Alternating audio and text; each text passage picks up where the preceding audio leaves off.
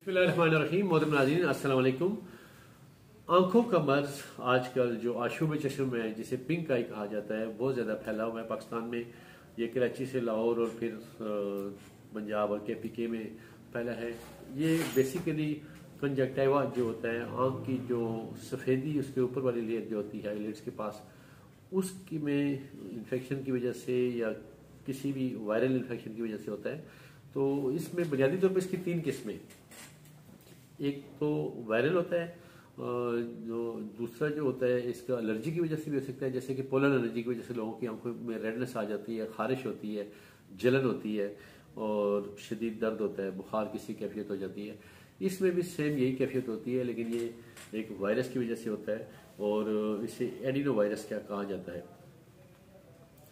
ये इसकी शिद्दत काफ़ी तेज़ होती है। 14 से 21 दिन तक इसका जो पीरियड्स होता है, अगर आप इसको ट्रीट कर लें तो ये जल्दी भी ख़त्म हो जाता है, ना ट्रीट करें तो इसमें टाइम लग जाता है।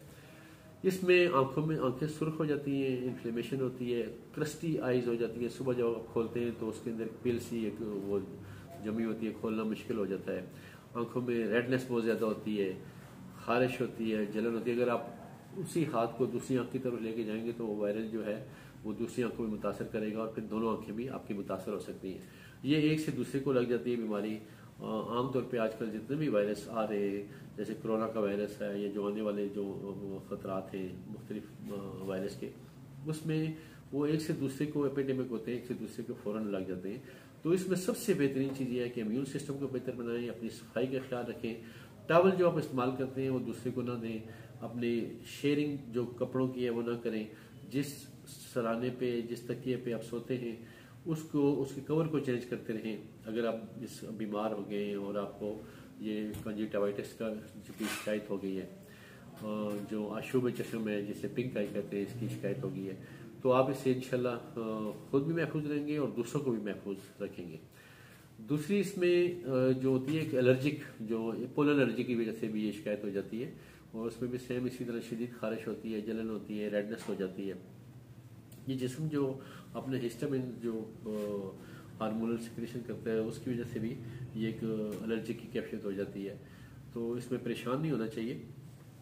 इसमें सुर्खी, जलन और दर्द किसी कैफियत होती है। बात कर लोगों को बुखार किसी भी कैफियत हो जाती है।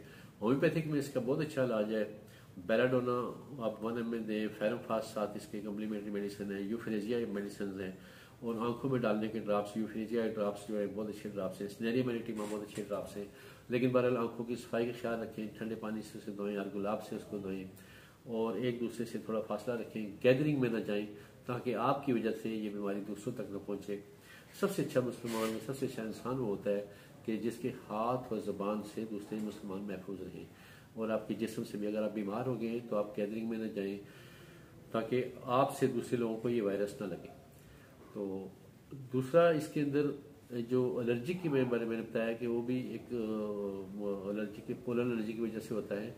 एक और जो इसमें शिकायत होती है वो है बैक्टीरियल वायरस, बैक्टीरिया की वजह से भी होता है। उसमें भी सिक्रेशन होती है, इसी तरह आंखों में पानी आता है, शदीद खारिश होती है, जलन होती है। ये जो तीनों इकसाम है ये ख़तरनाक नहीं है, ये परेशान कुन नहीं है, इससे नज़र आपकी मुतासर नहीं होती। वायरल इन्फेक्शन की वजह से हो सकता है कि आपकी आई साइड कुछ ब्लर हो जाए, धुंधलापन आ जाए, लेकिन ये ठीक हो जाता है। अगर कर्निया इससे मुतासर हो जाए तो फ़ौरन अपने डॉक्टर से रिज्यू करना चाहिए। होम्योपैथिक इलाज से और मेडिकल में इसके जो स्टीराइड के जो ड्राप्स वगैरह डाले जाते हैं उससे ये फ़ौरन कवर होना शुरू हो जाता है। एहतियात के साथ आप जो आई कॉस्मेटिक्स जो आपके जो भी चीज़ें हैं उसको दूसरों को शेयर ना करें, कॉन्टैक्ट लेंस ना लगाएं, तो आप इंशाल्लाह ठीक रहेंगे और हमारा माशरा भी ठीक रहेगा और इस वायरस को कम से कम करने में, महदूद करने में मदद मिलेगी। अल्लाह ताला आपको ईमान और सेहत की सलामती के साथ बखैर रखे। अपनी दुआ में याद रखिएगा। हमारे चैनल को सब्सक्राइब करें, बेल आइकन को प्रेस करें ताकि आइंदा वीडियोज़ भी आपको हमारी मिलती रहें। बहुत शुक्रिया। अस्सलाम वालेकुम।